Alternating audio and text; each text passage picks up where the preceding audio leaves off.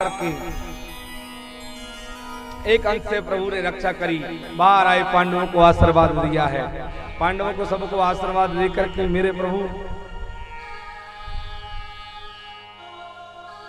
आज भीष्म पितामह के पास पहुंचे। पांचों पांडवों से कहा कि अब कल तुम्हें राज्य संभालना है, तुम राज करोगे। चलो भीष्म पितामह से कुछ राज की शिक्षा लेकर के आओ। भीष्म पितामह बाणों की सेज पर विराजमान है, बाण की सेज लगी है, शरीर में सारे बाण भिदे हुए हैं, रक्त की बूंद बूंद धार बह रही है। उस रक्त की बूंद बूंद धार में 54 दिन से भीष्म पितामह विराजमान है। मेरे गोविंद सबको लेकर के, पांचों पांडवों को, द्रौपदी को लेकर के वहां पहुंचे। जाकर के भीष्म पितामह को पांचों पांडवों ने प्रणाम किया। भीष्म पितामह ने पांचों को आशीर्वाद दिया है। द्रौपदी ने प्रणाम किया, आशीर्वाद दिया, और द्रौपदी को प्रणाम करने के बाद में, आशीर्वाद देने के बाद में राज की शिक्षा दी। भीष्म पितामह शिक्षा दे रहे थे, पांडवों तुम्हारा कल से राज्य प्रारंभ हो जाएगा, तुम राज्य करोगे, कभी भी धर्म को मत छोड़ना और अधर्म को तुम्हारे राज्य में होने मत देना। अधर्म को झेलना भी पाप है, अधर्म करना पाप है, धर्म को सहन करना पाप है, अधर्म को नहीं होना चाहिए। जैसे ये ज्ञान दे रहे थे कि द्रौपदी को हंसी आ गई। द्रौपदी महाराज हंस दी, और जब हंसी तो भीष्म पितामह ने कहा, देवी तुमको हंसी आई, क्या बात है, क्या कारण है? द्रौपदी ने हाथ जोड़ करके कहा, नहीं प्रभु, कोई कारण नहीं है, कोई बात नहीं है। भीष्म पितामह ने कहा, देवी कुल मर्यादा की जो लक्ष्मी होती है ना, वो कभी भी जहां पर चार बड़े लोग बात कर रहे हो वो स्त्रियां हंसा नहीं करती, और हंसी अगर तुम्हें आई है तो कोई ना कोई बात है, बताओ। द्रौपदी ने कहा, दादाजी ना पूछे तो अच्छा है। नहीं नहीं बताओ। द्रौपदी ने कहा, दादाजी तुमने अभी धर्म अधर्म का ज्ञान दिया, हाँ दादाजी तुम कह रहे हैं कि धर्म देखना भी पाप है, धर्म करना भी, अधर्म करना भी पाप है, अधर्म देखना भी पाप है। हाँ दादाजी, ये बात आपके मुखारबिंद से सबको भले अच्छी लगी हो, पर मुझे तो अच्छी नहीं लगी। क्यों? द्रौपदी ने कहा, दादाजी आपको अगर थोड़ा सा याद हो तो थोड़ा सा याद कीजिए, जब भरी सभा के बीच में मेरी लाज को दुशासन अपने हाथ से खींच रहा था। दादाजी उस समय पर आप भी मौजूद थे, गुरु द्रोणाचार्य भी मौजूद थे, मेरे पांचों पति पांडव भी मौजूद थे। जब बड़ी सभा में बहन की लाज लुट जा रही थी, आपकी पुत्र वधू की जब लाज जा रही थी, तो आप भी मौजूद थे। जैसे ही भीष्म पितामह को याद दिलाया, भीष्म पितामह के नेत्रों से अश्रुओं की धार बह गई। महाराज द्रौपदी कहती है, दादाजी याद करो, मैं उस क्षण को, उस पल को एक पल भी नहीं भूल पाई। कन्हैया जी की बाह को पकड़ के कहा कि अगर मेरा ये भाई ना होता तो दादाजी उस दिन ये द्रौपदी जीवन में किसी को मुंह दिखाने के लायक ही ना बचती हो, ये भाई ना होता। दादाजी याद करिए, उस भरी सभा के बीच में जब हंसते हुए दुर्योधन ने कहा था, दुशासन से कि इस नारी की वस्त्रों से विहीन कर दो, इसकी वस्त्र को खींच लो, और मैं दोनों हाथ में अपनी लाज को पकड़े थी। बहन दोनों हाथ को लाज पकड़े, दुशासन अंबर को खींच रहा है, चीर को खींच रहा है। बहन द्रौपदी हाथ में अपनी लाज को लिए, क्योंकि नारी के पास अनमोल धन क्या है? उसका सम्मान हो, उसकी इज्जत, उससे बड़ा कोई रत्न नहीं। अपने हाथ में उस साड़ी को पकड़े पकड़े पूरी सभा में घूम रही है, पूरी सभा में। गुरु द्रोणाचार्य के पास जाकर के पहुंची, गुरुजी आप तो समदर्शी हैं, आप मेरे गुरु हैं। गुरुजी क्या आप अपनी नैनों से अपनी पुत्री को नग्न देखना चाहते हैं? गुरुजी मेरे प्राणों की रक्षा करो, गुरुजी मेरी लाज की रक्षा करो। गुरुजी ने नीचा मस्तक कर, द्रौपदी दौड़ कर भरी सभा में भीष्म पितामह के पास पहुंची। दादाजी, दादाजी मेरे प्राणों की रक्षा करो, दादाजी मेरी लाज की रक्षा करो, दादाजी क्या आप अपने नैनों से अपने पुत्र वधू को नग्न देखना चाहते हैं दादाजी? पितामह ने नीचा मस्तक कर पांचों पांडवों के पास पहुंची। उस बड़ी सभा में कोई नहीं था। हाँ, एक वीर पुरुष जरूर था जिसको विदुर कहते हैं, दासी पुत्र हैं विदुर। विदुर ने खड़े होकर के कहा, दुर्योधनी आप गलत कर रहे हो, ऐसा नहीं करना चाहिए, धर्म नहीं है। दुर्योधन ने कहा तुम दासी पुत्र हो जाओ, इस सभा में तुम्हारा कोई काम नहीं।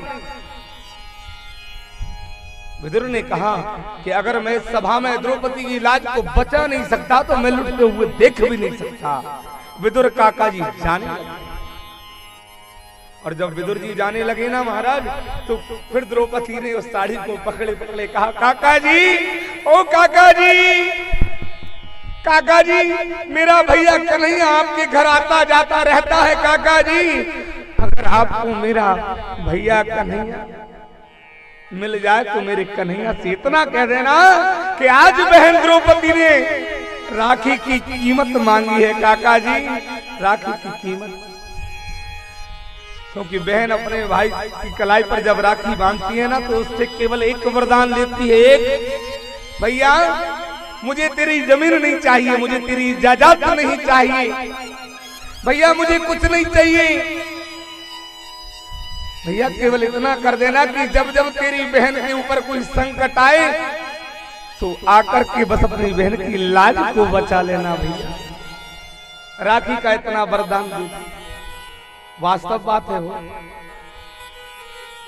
कभी कोई बहन अपने भाई से कुछ नहीं मांगती, हर बहन की एक अभिलाषा होती है कि बस समाज में जब जब मेरी लाज की बात आए ना तो मेरे मायके से जब शादी विवाह होते हैं ना तो भरे मंडप पर बहन के जब भाई सिगरेट लेकर के आता है तो उस बहन को ये लगता है कि आज संसार में मेरे भाई से बढ़कर के राजा कोई दूसरा नहीं हो। बहन अपने भाई से चाहती क्या है कि भरे मंडप में वो मुझे एक साड़ी उड़ा करके मेरी लाज को बचा दे, कोई मुझसे ये ना कहे कि तेरे मायके से कोई नहीं आया, बाकी मुझे कुछ नहीं चाहिए जीवन में। वो बहन क्या मांगती है, बस मुझे मेरे भाई से मेरी रक्षा होती रहे। आज द्रौपदी कहती है, काका जी अगर मेरा भाई हो तो मेरे भाई से कह देना कि आज मैंने उससे राखी की कीमत को मांगा है, इस भरी सभा में आकर के मेरी लाज को बचा जाए। अगर आज भैया कन्हैया नहीं आया ना काका जी तो फिर मैं जीवन में कभी कन्हैया को अपना मुंह नहीं दिखाऊंगी। काका जी जीवन में मुंह नहीं बताऊंगा।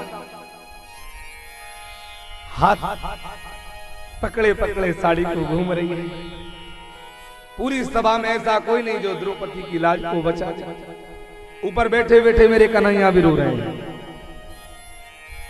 रुक्मणी जी ने कहा, प्रभु आपकी बहन आपको पुकार रही है, जाते क्यों नहीं? रो रहे हैं, क्यों नहीं जाते? किसका इंतजार कर रहे हैं?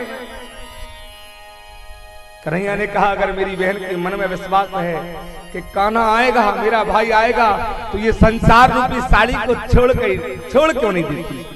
अगर इसको मुझ पर विश्वास है कि भले ही भैया कहीं भी हो मेरी लाज को जाने नहीं देगा, तो फिर ये संसार रूपी साड़ी को क्यों पकड़े? जब तक हम संसार को पकड़े होते हैं ना, प्रभु हमारे पास नहीं आते। जब तक हम संसार की ठोकर में जाते हैं ना, प्रभु हमारे पास नहीं आते। जब तक हम धन के घमंड में जीते हैं, अपनों के घमंड में जीते हैं, खुद के बल पर जीते हैं ना, मेरा परमात्मा नहीं आता। और जब हम सबको छोड़ करके इसके हो जाए तो दौड़ करके आएगा। बड़ी सभा में द्रौपदी ने अब तो अंतिम पुकार लगाई, कन्हैया ओ भैया। द्रौपदी चित चहुओरी रही,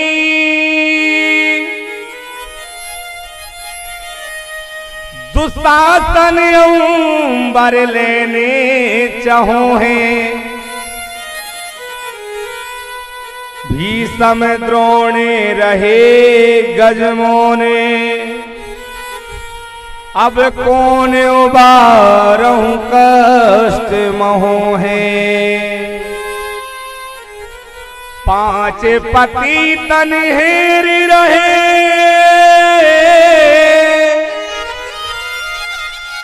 मन जाए लगो रघुनाथ जहां है।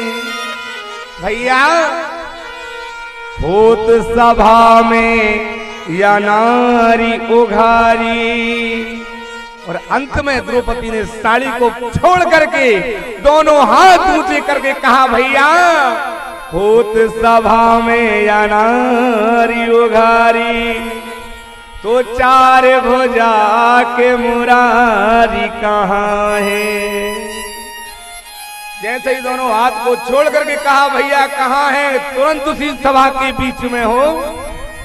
अरे कोई अपनी बहन को एक साड़ी उड़ाए, कोई दो साड़ी उड़ाए, दुशासन खींच रहा है साड़ी पर साड़ी, मेरे कन्हैया उसी सभा में अपनी बहन को पहना रहा। बोल वृंदावन बिहारी लाल की। साड़ी पर साड़ियां कन्हैया ने उड़ा दी, पहना दी। दुर्योधन चिल्ला रहा, दुशासन खींच, दुशासन खींच, दुशासन खींच। दुशासन ने कहा दुर्योधन से, दुर्योधन वास्तव में तुम अंधे के अंधे ही हो। हाँ हाँ, अरे दुशासन राजन तुमको दिखाई नहीं देता, एक नारी इतनी साड़ियां पहनेंगी क्या? अरे साड़ी खींचते खींचते खींचते साड़ियों का ढेर लग गया, पर कोई क्षण भर भी मेरी बहन द्रौपदी के चीर को हरण नहीं कर पाया। क्षण मात्र भी तिकन का कम नहीं हुआ, क्षण मात्र भी।